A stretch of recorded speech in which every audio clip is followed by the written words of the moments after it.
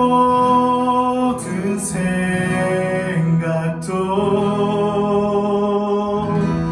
내 흐르는 눈물 그가 닦아주셨죠. 그가 닦아주셨죠.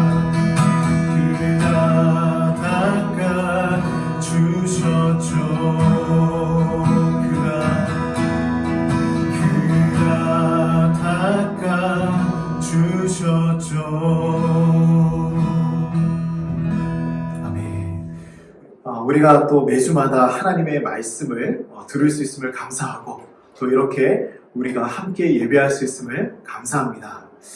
오늘은 우리가 이 하루가 시작하는 시간이에요. 그죠? 오전에 이렇게 또 저희 교회 예배는 또 10시에 예배를 드리면서 또 주님 앞에 나아가고 있습니다. 그런데 우리가 오늘 하루를 시작하지만 잠자리에 드는 그 시점을 다시 한번 좀 떠올렸으면 좋겠어요. 우리가 잠자리에 드는 그 시점에 한번 떠올려보면 잠들기 전 오늘 하루 내가 돌아본다면 오늘 하루 무엇이 나의 삶에 가장 중요한 시간이었나? 아니면 나의 삶에 무엇이 가장 중요한 사건이 있었나? 한번 떠올려보길 소망합니다. 우리의 삶은요, 이 선택에 또 선택을 거듭하면서 살아가는 것이 우리의 삶입니다. 오늘 이 예배 가운데 나오는 것도 선택이 있었을 거예요. 또 멀리에서 온 우리 성도님도 있고, 또 가까이에서 왔지만 조금 더 자다가 시간 딱 맞춰서 와야지 이런 마음도 들었을 것입니다. 조금 피곤해도 아침을 깨우느냐 마느냐, 아니면 나의 또 자녀가 울고 떼쓰고 짜증을 낼 때 혼을 내느냐, 아니면 한번 안아주며 따뜻하게 이야기를 한번 해주느냐.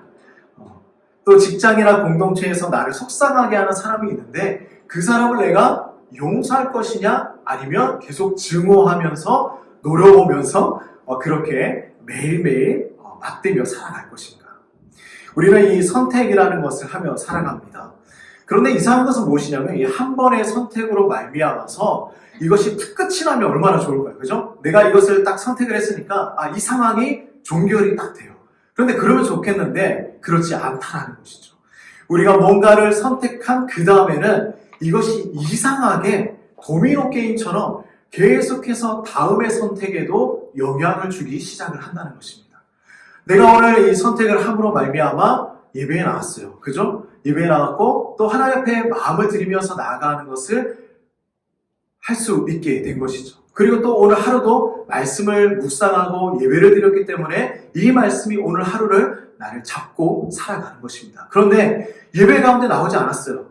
그래서 하루 종일 좀 부담감이 있는 거예요. 예배 나가지 못했는데 어떡하지? 그 마음이 하루를 또 계속해서 붙들고 나아가는 것입니다.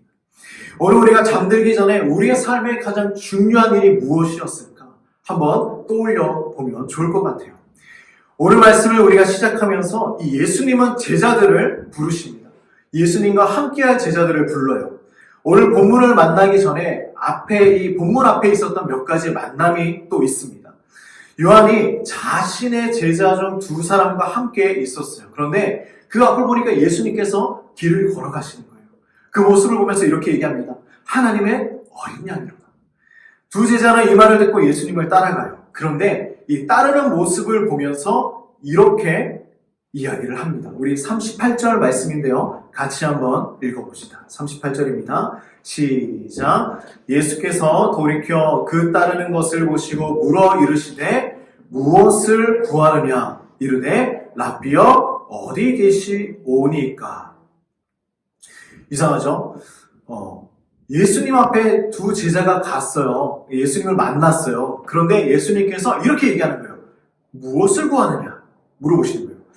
우리 스스로에게 한번 질문을 던져보기를 원합니다. 무엇을 구하느냐? 이게 뭐냐면 예수님께서 나에게 질문을 주신다고 한번 생각을 해보면 좋을 것 같아요. 예수님을 만났을 때 이렇게 질문을 하는 것이죠. 다솜아, 무엇을 구하느냐? 예수님이 이렇게 물어보는 거예요. 소유라, 무엇을 구하느냐? 물어보시는 거예요. 그런데 이 질문이 무엇이냐면 나를 따르는 이유가 무엇이냐라는 거예요. 그저 예수님을 따르는 것으로 충분하지 않다라는 거예요. 예수님을 이렇게 종종 따라가는 것으로 끝이 나는 것이 아니라 무엇을 구하느냐? 네가 왜 나를 따라가느냐? 왜 나를 쫓아서 살아가느냐? 나의 동기가 무엇이냐? 예수님을 믿고자 했던 이유가 무엇이냐? 물어보는 거예요. 우리가 처음 교회에 첫 발을 내딛었을 때를 한번 떠올려봅시다. 부모님께서 예수님을 믿었기 때문에 부모님 손을 잡고 교회를 나온 사람들도 있을 거예요. 그리고 또한 친한 친구 때문에 친구가 교회 한번 나가보자 해서 교회에 나온 사람들도 있겠죠. 그리고 나의 삶에 너무나 큰 고난이 있어서 이 고난을 해결할 방법이 도저히 없는 거예요. 그러니 고난을 해결하기 위해서 주님 앞에 나오는 것입니다. 때로는 또한 이 아픈 병의 질병으로 인해서 고통을 받아요. 이 병 고침을 받기 위해서 교회 나가면 또 이것이 해결이 된대. 그것이 진짜인지 아닌지는 모르겠지만 그것을 쫓아서 나오는 사람들도 있어요. 또한 앞이 보이지 않는 터널 속을 걷는 그러한 기분으로 살아가는 사람들도 있을 거예요. 너무나 암울하고 너무나 어두운 삶을 살아가고 있어요. 근데 예수님은 빛이랑 예수님은 소망이랑 얘기를 했기 때문에 또 그것을 어디서 들었어요. 그냥 교회 한번 나가고 싶은 거예요. 그런 마음이 들 수도 있죠. 또 나의 삶의 이유와 나의 목적을 발견하지 못해서 세상에서 방황하다가 그러면 나의 목적, 나의 비전, 나의 꿈을 어떻게 알 수 있을까? 교회 한번 나와보는 것이죠. 어떠한 동기로든 교회에 나와서 주님을 처음 만났던 그 순간을 기억할 것입니다. 그래서 예수님은 우리에게 질문을 합니다. 이렇게 물어보는 거예요. 무엇을 구하느냐? 무엇을 너를 움직이게 했느냐? 무엇이 나를 만나고자 했느냐?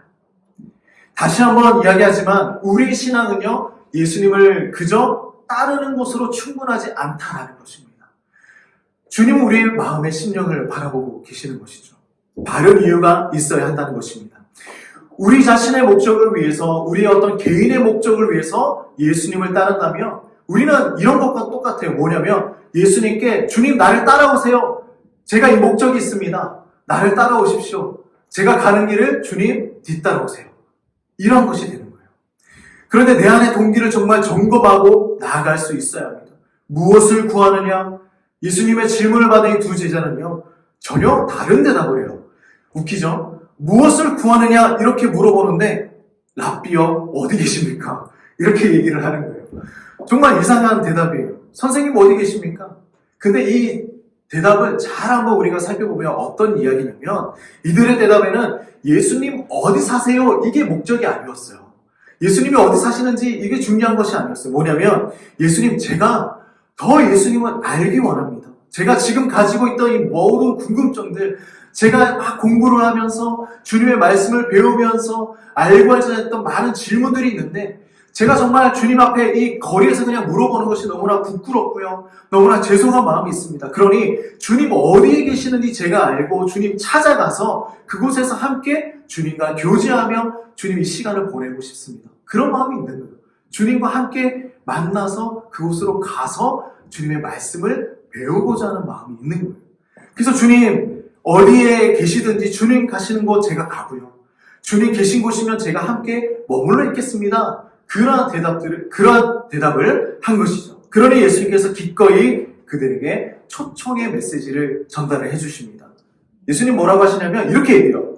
그래, 와서 보라 라고 말씀을 하십니다. 그리고 그 제자들은 유대인 시간으로 10시라고 얘기하고 있는데 오후 4시쯤 되는 시간이에요. 그래서 오후 4시쯤 예수님을 찾아가서 그 시간이 얼마만큼 지났는지는 모르겠지만 밤까지의 시간까지 예수님과 함께 대화하고 함께 나누고 함께 식사하고 머물러 있었다라는 것이죠. 이제 이 요한의 제자들은 예수님과의 친밀함이 시작이 되었어요. 우리 사랑하는 성도님들 예수님과 친밀한 시간을 보내고 있으십니까? 우리 아이들도 우리 자녀들도 예수님과 친밀한 시간을 보내고 있습니까? 그들이 예수님과 이 친밀한 시간을 보내면서 어떤 일들이 일어나면 이제는 예수님의 제자가 되는 거예요. 찾아가고 머물러 있습니다. 그 멀리서 그냥 바라보고만 있는 것이 아니라 예수님 찾아갔죠, 만났죠, 그리고 머물렀죠, 주님의 말씀 들었죠, 함께 호흡하면서 예수님의 제자가 되는 그 시간을 이제 시작하는 거예요. 그렇다면 이 두 제자들은 왜 그렇게 머물러 있을 수밖에 없었을까? 그들의 삶을 송두리째 바꿔놓으실 분을 드디어 만났기 때문입니다. 그들의 삶을 완전히 바꿔놓으실 분, 그분을 만났기 때문입니다. 그토록 찾던 삶의 해답이 나에게 무엇을 구하느냐? 라는 그 질문을 하시는 예수님께 있었기 때문이에요. 삶의 해답이 예수님께 있었기 때문입니다. 그들이 그토록 바라고 원하던 소망이 예수님에게 있었다라는 거예요. 우리는 우리의 삶을 송두리째 바꿔놓으실 그 주님을 따르고 머물고 있습니까? 아니면 아직 만나지 못하신 분들이 있다면 주님을 만나길 소망하십니까? 이 제자들은 주님을 따르고요, 주님과 머무는 일을 시작했습니다. 그리고 이들이 앞으로 예수님의 제자로 살아간다는 것입니다. 그냥 세상의 삶을 살아가는 것이 아니라 이제는 주님의 삶을 살아가는 것입니다. 이 제자들은 누구입니까? 그 두 사람 중 한 명은 베드로의 형제 안드레라고 이야기를 하고 있습니다. 그리고 그 안드레는 자신이 경험한 예수님과 동행해주고자 하는 사람이 한 명 있었는데 그 사람은 누구냐면 바로 베드로였습니다. 그를 찾아가요. 그리고 그에게 이렇게 얘기합니다. 우리가 메시아를 만났어. 예수님을 만났어. 라고 얘기를 하는 거예요. 메시아의 뜻은 무엇입니까? 기름 부음 받은 자라는 뜻이죠. 근데 이 안드레는 그 하루가 되지 않는 시간을 예수님과 함께 이 오후 4시부터 밤 잠깐의 시간을 경험했던 예수님에 대해서 전하지 않을 수가 없었어요. 짧게 베드로에게 말하고 예수님께 데리고 옵니다. 예수님 만났어. 데리고 와요. 예수님을 전하는 일은 무엇이냐면 옛날이나 지금이나 동일한 것입니다. 먼저 예수님을 만난 사람들이 뭐예요? 경험하고 확인한 사람들이 예수님을 전하는 것이죠. 베드로를 만난 예수님은 베드로에게 이렇게 얘기를 해주세요. 뭐라고 하냐면 내가 요한의 아들 시몬이구나. 내가 다솜이구나. 내가 라율이구나. 이렇게 얘기를 해주시는 거예요. 그래서 이제는 너를 뭐라고 하냐면 요한의 아들 시몬이구나. 이제는 내가 너를 게바라고 부르겠다. 게바는 뭐예요? 너를 베드로라고 부르겠다. 베드로는 무슨 뜻입니까? 반석이라 부르겠다. 예수님께서 이름을 바꾸어 주신 거예요. 이름을 바꾸었다는 것은 무엇이냐면 그 사람의 존재와 그 사람의 정체성을 완전히 바꾸어 놓는 것입니다. 그 사람의 존재를 얘기해 주는 거예요. 주림아 이렇게 얘기를 했을 때 제가 이 주림인 거예요. 그죠? 저를 생각하면 이름을 딱 생각하면 이 사람은 이런 사람이구나 딱 떠오르는 것입니다. 저는 이름이 참 어렸을 때부터 부끄러웠어요. 왜 그러냐면 이주림 이렇게 들어보면 여자 같지 않아요? 그래서 어렸을 때 좀 아이들이 여자 이름 아니냐 이렇게 얘기를 또 많이 했었습니다. 그리고 어릴 적 친구들이 저를 별명을 하나 지어줬는데 뭐냐면 굶주림이라고 이름을 지어줬어요. 그래서 너무 부끄러운 거예요. 보는 아이들마다 보는 친구들마다 굶주림 이러면서 얘기를 합니다. 그런데 정말 심지어는 제가 잘 따르던 이 멘토 목사님도 제가 청년 시절에 이렇게 얘기하는 거예요. 우리 주림 청년은 찬양도 주림 찬양, 굶주린 찬양을 참 잘한다고. 이렇게 이제 굶주린 찬양, 갈급한 찬양, 갈망하는 찬양 이런 걸 참 잘한다고 얘기를 합니다. 그런데 제가 시간이 흘러서 신학을 공부하고 전도사가 되었고 목사가 되었을 때에 많은 분들이 제 이름의 뜻을 분석하기 시작을 했어요. 뭐라고 얘기하냐면 목사님의 이름의 뜻을 제가 한번 생각을 해보니까 이런 뜻을 가지고 있는 것 같아요. 주님의 임재 아닙니까? 이렇게 물어보는 거예요. 그런데 굶주림이었던 저의 이름에서 하나님의 임재를 경험하는 사람 이렇게 된 것입니다. 예전에는 많은 사람들이 그렇게 생각을 못했어요. 굶주림 아니면 이 한자를 분석하면 주인, 숲의 주인이라는 뜻이 있었거든요. 그래서 타자는 아니냐 이런 식으로 이제 분석을 하는 거예요. 근데 지금은 이제 어떻게 분석을 하냐면 주님의 임재 아닙니까? 이렇게 물어보는 거예요. 베드로가 그런 것입니다. 앞으로 반석처럼 견고하고 변함없고 담대한 사람이 될 것이라는 의미에서 그를 뭐라고 부르냐면 게바라고 부르는 거예요. 베드로라고 불러주시는 것입니다. 베드로가 나중에는 어떤 사람이 됩니까? 사람을 낚는 어부가 되는 것이죠. 예수님은 이미 그를 알고 있었습니다. 베드로 자신이 사람을 낚는 어부가 될 것이라는 사실을 전혀 모르고 있었어요.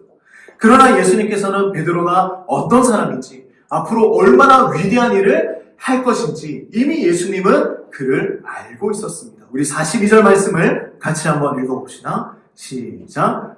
데리고 예수께로 오니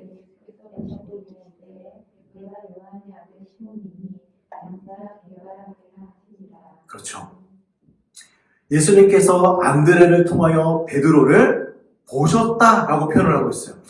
예수께로 오니 예수님께서 그를 보시는 거예요. 근데 그냥 이름을 바꿔주시는 이유가 분명하게 있는 거예요. 그죠? 근데 뭐냐면 보셨다라는 것은 그냥 시선만 이렇게 두는 것이 아니라 무엇이냐면 주의 깊게 살펴보았다라는 것입니다.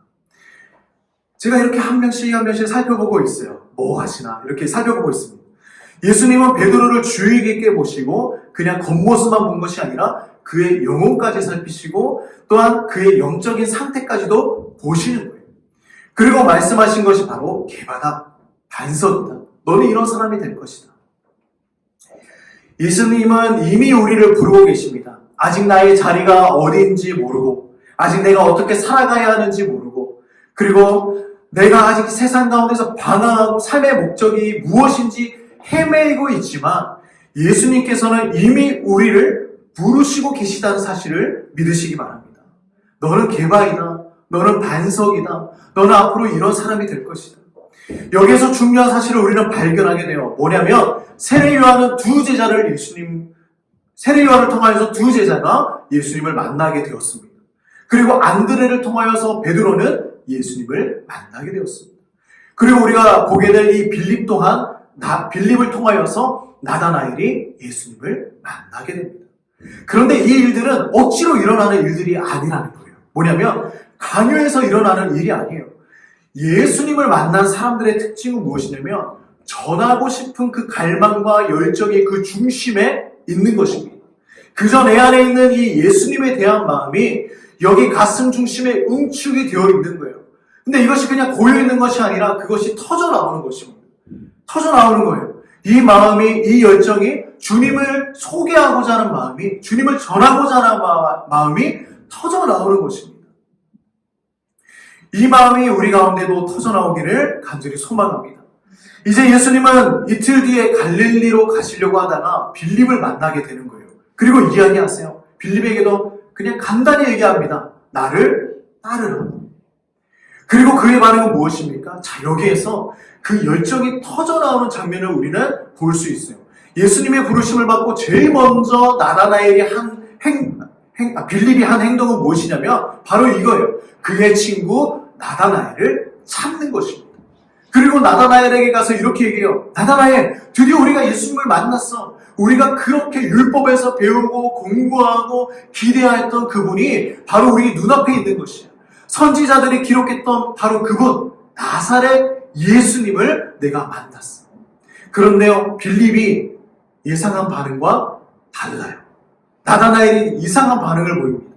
가장 잘 이해하고 가장 기쁘게 받아들일 것이라고 생각을 했는데 반응이 이상한 거예요. 나사렛? 이 나사렛이라는 동네는 너무나 볼품이 없고요. 너무나 조촐하고요. 너무나 작은 곳이에요. 근데 그런 지역에서 어떻게 위대한 사람이 나올 수 있겠느냐? 나다나엘은 생각을 하는 거예요. 나다나엘에게 선택의 순간이 왔어요. 믿을 것이냐? 믿지 않을 것이냐? 나다나엘을 좀 더 확인하고 싶었을 것입니다. 확신이 필요했을 거예요. 그런 지역 출신에서 어떻게 선한 것이 나올 수 있느냐? 우리도 하나님 앞에 확인을 요구할 때가 있죠. 그죠? 하나님 이것이 맞습니까? 내가 살아가는 방식이 이것이 맞습니까? 아니면 심지어 나다나엘처럼 나아갈 때도 있어요. 예수님이 진짜인가? 예수님이 나의 삶을 바꾸어 놓으실 수 있는가? 이 빌립이 속 터지기 일보 직전이에요. 나다나엘에게 가서 얘기 다 했어요. 우리가 평생 교육받고 배우고 율법으로 알았던 그분이 우리 눈앞에 있다고 이야기를 했지만 나다나엘이 믿어야 합니다. 믿지 않고 그럴 수 있느냐? 그의 반응이 미지근한 것입니다. 그 누추하고 보잘것없는 나사렛이라는 동네에서 무슨 메시아가 나오겠느냐? 그래 적어도 구약 성경에 기록되어 있는 이 미가서에 기록되어 있는 다윗이 살던 그 베들레헴 정도는 돼야 되는 것은 아니냐? 물론 베들레헴도 너무나 작고 또 허름한 그런 동네입니다. 그러나 고린도전서 1장 말씀에 뭐라고 기록하고 있냐면 세상의 미련한 것들을 택하사 지혜 있는 자들을 부끄럽게 하려 하시고 세상의 약한 것들을 택하사 강한 것들을 부끄럽게 하려 하신다라고 말씀을 하고 있어요. 뭐냐면 주님은 그렇게 이 땅 가운데 오신 것입니다. 속이 터지는 빌립은 다른 말로 그냥 막 얘기를 하다가 한마디 딱 하는 거예요. 뭐라고 하냐면 예수님이 했던 얘기예요. 와서 보라라고 얘기를 하십니다. 말할 필요가 없는 거예요. 뭐냐면 때로는 이런 막무가내 표현도 필요합니다. 하나부터 열까지 다 설명할 필요가 없는 거예요. 뭐냐면 때로는 이렇게 얘기해요. 와서 보라라는 것입니다. 예수님이 어떤 분인지 내가 보여줄 테니 와서 보라는 거예요. 나다나엘은 또다시 선택의 순간이 왔습니다. 처음에는 빌립의 말을 믿을지 말지, 그리고 두 번째는 빌립의 말을 듣고 예수님을 만나러 갈지 말지 고민하기 시작합니다. 그러나 바로 나다나엘은 예수님을 만나러 발걸음을 옮깁니다. 그래, 가서 보자. 우리의 신앙에는 이런 즉각적인 반응이 필요할 때가 있어요. 고민도 중요합니다. 신중함도 중요합니다. 그러나 하나님과 관련된 모든 일들에는 고민도 신중함도 뒤로 넘겨두고 먼저 움직여야 하는 것입니다. 지금 주님 앞에 나갈까 말까, 주님을 만날까 말까, 예수님 앞에 나의 삶을 드릴까 말까 고민하고 계시는 분들이 있으십니까? 고민이 아니라 신중함이 아니라 주님 앞에 나와 보는 것입니다. 이스라엘 백성들이 출애굽을 할 때 광야 생활을 했어요. 근데 그 광야 생활 가운데에 그들이 정말 불기둥과 구름기둥, 주님이 인도해 주시는 그 방법들이 있었습니다. 그런데 그들이 구름이 뜨면 출발하고 내려앉으면 그들이 천막을 치고 그 지역에 머물러 있었어요. 그런데 이들의 반응이 더 중요합니다. 뭐냐면 구름기둥이 이만큼 떴을 때에 그들이 움직였을까요? 이만큼 떴을 때 그들이 움직였을까요? 어떨까요? 둘 다 아니에요. 뭐냐면 구름기둥이 뜨자마자 그들은 바로 자리를 정리하고 출발할 준비를 하는 것입니다. 이것이 하나님의 말씀에 반응하는 선택의 순간이라는 것이죠. 우리에게 선택의 순간은 많이 찾아올 것입니다. 요한의 제자들처럼 베드로와 빌립과 나다나엘처럼 예수님을 만나야 하는 순간이 온다면 주저하지 말고 주님을 찾으시기 바랍니다. 만나시기 바랍니다. 더 나아가 예수님을 만나는 것은 선택의 문제가 아니라는 거예요. 내가 선택해야지, 예수님 말씀 들을까 말까 고민해야지, 이것이 아니에요. 우리의 삶에 반드시 일어나야 하는 역사가 예수님을 만나는 것입니다. 나다나엘을 만난 예수님은 그에게 이렇게 이야기를 하세요. 우리 47절 말씀입니다. 같이 한번 읽어봅시다. 시작. 예수께서 나다나엘이 자기에게 오는 것을 보시고 그를 가리켜 이르시되 보라, 이는 참으로 이스라엘 사람이라. 그 속에 간사한 것이 없도다. 진짜 예수님은요, 이 시몬을 만나서 뭐라고 해줬어요? 이름 지어줬죠. 개발하고 이름 지어줬습니다. 나다나엘을 만나서 뭐라고 하십니까? 다른 사람들 다 들으라는 것처럼 이는 참으로 이스라엘 사람입니다. 속에 간사한 것이 없습니다. 순수한 사람입니다. 온전하다 말씀을 하고 있는 거예요. 근데 나다나엘은 깜짝 놀라는 거예요. 그의 반응을 한번 볼까요? 우리 48절 말씀인데요. 같이 한번 읽어봅시다. 시작.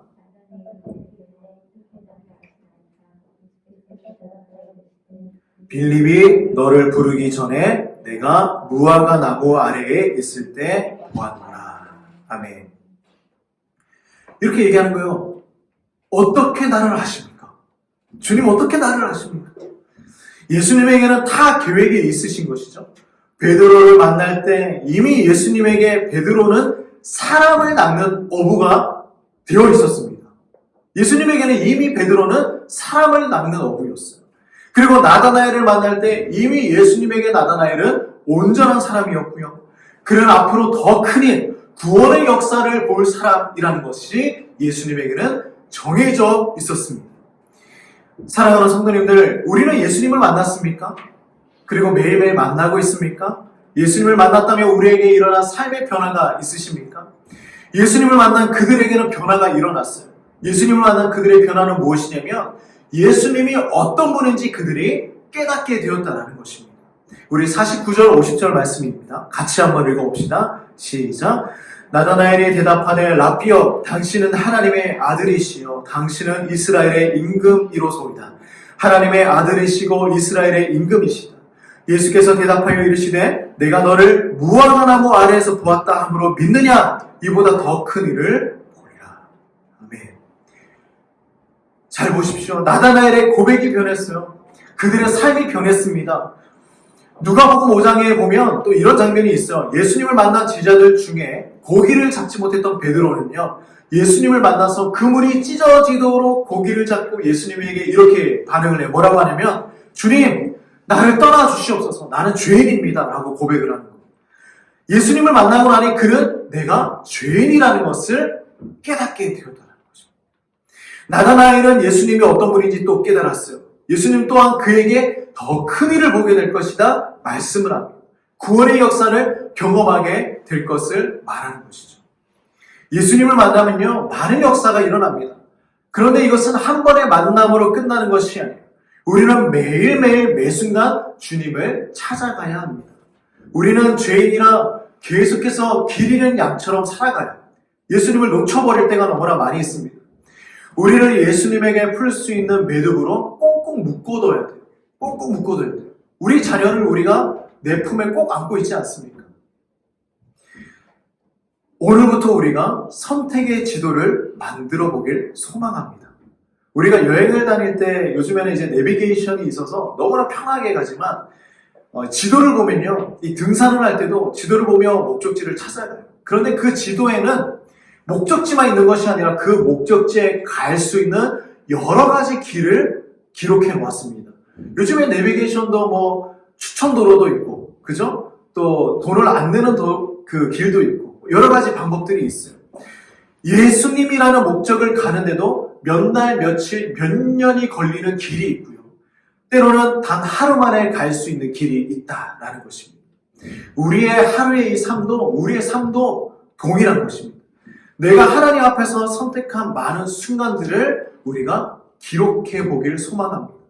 오늘 하루 동안, 또 우리가 내일 하루 동안 내가 얼마나 주님을 찾아가며 주님과 머물면서 살아갔는가, 그것을 기록해 보는 것입니다. 내가 얼마나 하나님 앞에서 순종하면서 살아갔는가, 그 선택의 순간들을 기록해 보는 것입니다. 아, 오늘 내가 하나님 이렇게 한번 말씀대로 살아가 보았지. 아, 오늘 내가 좀 게을러서 주님 말씀 말고 내가 다른 것을 좀 쫓아갔었지. 잠들기 전에 그 지도를 보면서 이렇게 한번 생각을 해보는 것입니다. 그러나 그 지도를 보면 우리의 삶이 어때요? 항상 하나님, 오늘도 제가 참 부끄러운 삶을 살았군요. 역시 나는 부족하군요. 안 되는군요. 그러나 그 하루로 끝이 나는 것이 아니라 그 내일에 또 일어나서 하루를 새롭게 시작하는 것입니다. 하나님의 그 성품에 참여하는 삶, 우리가 또한 성화의 삶을 살아가는 것은 무엇이냐면 단 하루 만에 거룩한 사람이 되는 것이 아니에요. 단 하루 만에 예수님의 제자가 되는 것은 아닙니다. 시작이 필요하고요. 또한 닮아가는 과정이 필요한 것입니다. 매일매일 그 순간마다 주님을 닮아가는 우리의 삶이 되기를 주님의 이름으로 축복합니다. 우리가 오늘 하루를 보내고 잠들기 전에 우리의 일기에 뭐라고 쓸 수 있을까요? 하나님, 오늘 제가 잠들기 전 가장 중요한 순간이었던 그 사건은요, 오늘 예수님을 만났던 그 사건이었습니다. 이렇게 기록하는 거예요. 이러한 역사가 일어나기를 주님의 이름으로 축복합니다. 우리가 오늘 하루도 또 이번 한 주도 살아갈 때에 우리가 주님의 말씀 붙들고 주님 만나고 변화받았던 그 많은 제자들처럼 우리의 삶이 또한 그렇게 변화되는 삶이 되시기를 주님의 이름으로 축복합니다. 우리 자리에 일어나셔서 같이 한번 찬양하고 우리 기도하기를 소망합니다. 우리 원하고 바라고 기도합니다. 찬양할까요?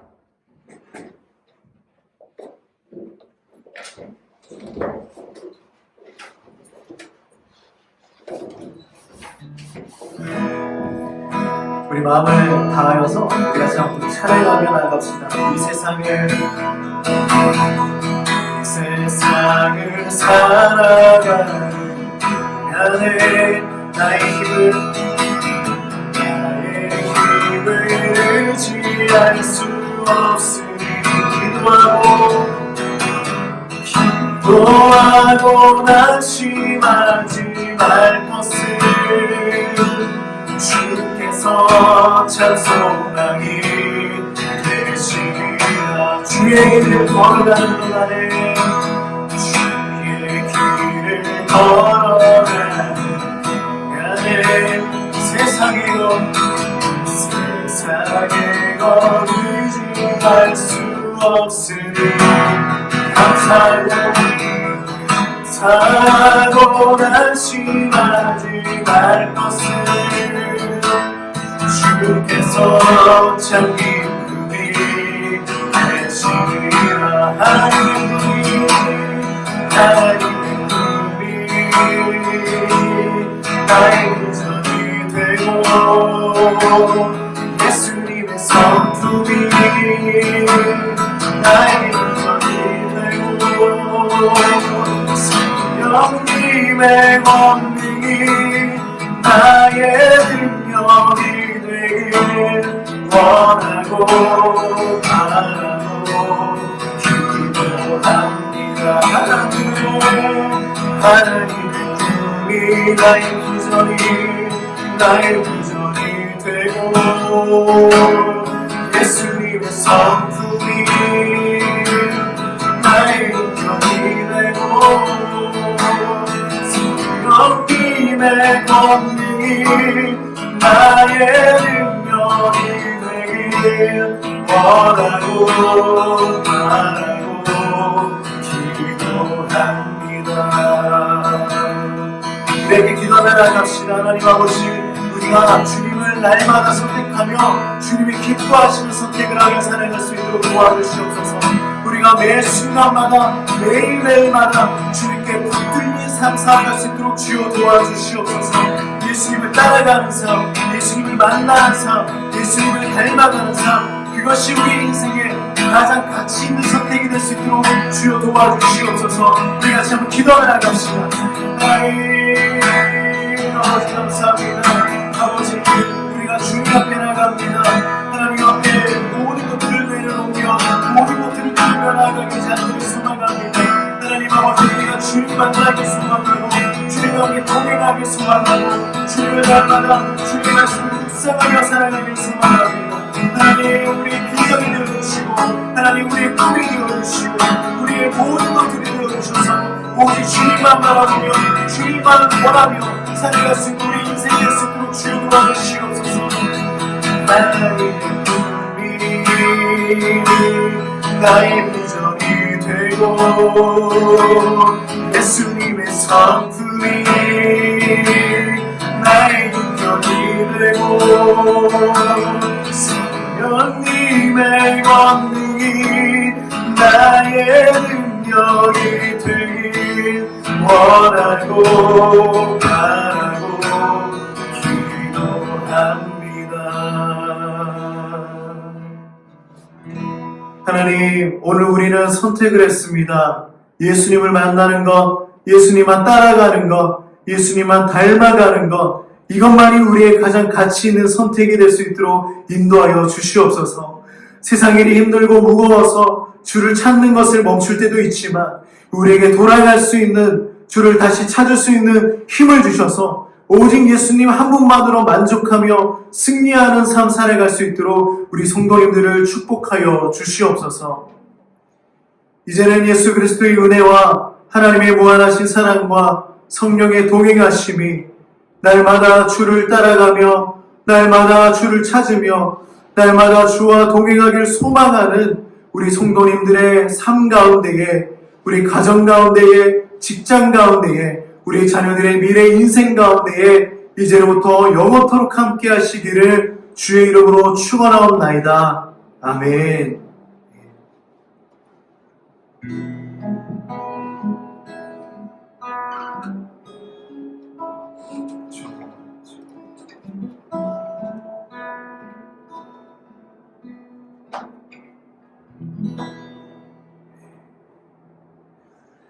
감사합니다. 우리 예배를 마쳤습니다. 함께 우리 마음을 나누고 또 차 한잔 하시고 이렇게 시간을 함께 보내시길 소망합니다.